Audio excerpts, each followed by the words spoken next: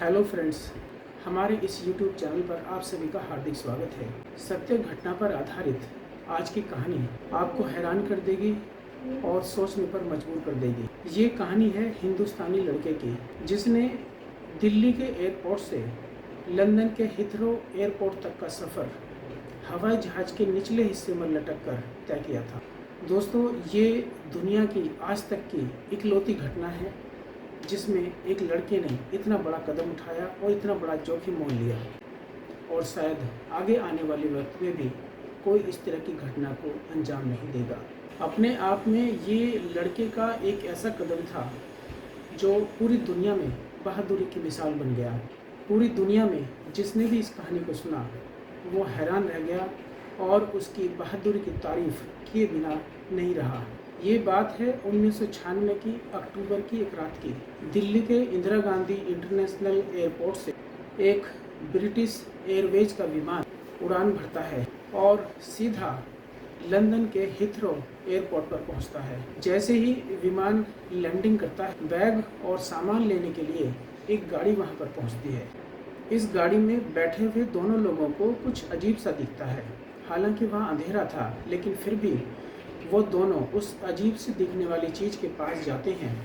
वहाँ एक व्यक्ति पूरी तरह से ठंड से अकड़ा हुआ और बर्फ़ से ढका हुआ पड़ा था, और ये व्यक्ति था प्रदीप सैनी, जो हिंदुस्तान के पंजाब का रहने वाला था। उस रात प्रदीप और उसका छोटा भाई विजय सैनी, जो मात्र उस वक्त 19 साल का था, इन दोनों ने बहुत ही साहसी कदम उठाया। इन दोनों ने लंदन जाने के लिए विमान के लैंडिंग गियर में छुपकर दिल्ली से लंदन तक का सफर तय किया था। लैंडिंग गियर में बैठे इन दोनों भाइयों ने जान हथेली पर रखकर ये कदम उठाया था, क्योंकि उनके पास ना तो पासपोर्ट था और ना ही वीजा। जैसे जैसे विमान रनवे पर पहुंचता है और रफ्तार पकड़ता है, प्रदीप और उसके भाई विजय को समझ में आ जाता है कि उन्होंने कितना बड़ा जोखिम, कितना बड़ा खतरा मोल लिया है। विमान जब ऊंचाई पर पहुंचता है तो वहां ऑक्सीजन कम हो जाती है और तापमान भी बहुत ज़्यादा गिर जाता है। प्रदीप और विजय को धीरे धीरे उस समय समझ में आ जाता है कि वो कितनी भयंकर स्थिति में फंस चुके हैं। विमान जब लंदन के हिथरो एयरपोर्ट पर उतरता है तो वहाँ के अधिकारियों को प्रदीप बेहोशी की हालत में मिलता है। तुरंत उसे हॉस्पिटल ले जाया जाता है, और 4 दिनों के बाद जब उसे होश आता है तो उसकी पहली बात यही होती है कि मेरा छोटा भाई कहाँ है। और उस वक्त अधिकारियों को पता चलता है कि इसके छोटे भाई विजय की तलाश शुरू करनी होगी। विजय की तलाश शुरू होती है और 4 या 5 दिनों के बाद रिचमंड के एक इलाके में मिलती है। डॉक्टरों के अनुसार विजय की मौत ऑक्सीजन की कमी और अत्यधिक ठंड के कारण हुई थी। प्रदीप को जैसे ही ये खबर मिलती है वो फूट फूट कर रोने लगता है। अपने भाई को खो देने का दर्द उसके दिल में हमेशा हमेशा के लिए बैठ जाता है। प्रदीप की हालत में सुधार होने के बाद उसको गिरफ्तार कर लिया जाता है। लंदन की अदालत में 18 साल तक ये मामला चलता रहा। प्रदीप को बार बार यही सवाल पूछा जाता रहा कि तुम बच कैसे गए। अदालत के जज, पुलिस अधिकारी और डॉक्टर सभी ये जानने को बेचैन थे कि इतनी कठिन परिस्थितियों में आखिर प्रदीप जीवित कैसे बच गया।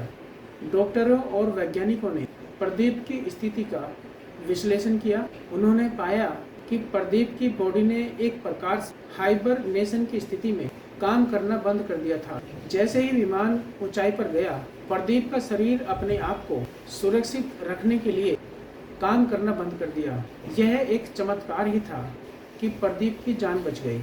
लंदन की सरकार ने प्रदीप की बहादुरी को मान्यता दी और उसे लंदन की नागरिकता भी प्रदान की। अब प्रदीप लंदन में रहकर ही टैक्सी चलाता है और अपनी जिंदगी को आगे बढ़ा रहा है। उसकी शादी हो चुकी है और उसके 2 बेटे भी हैं।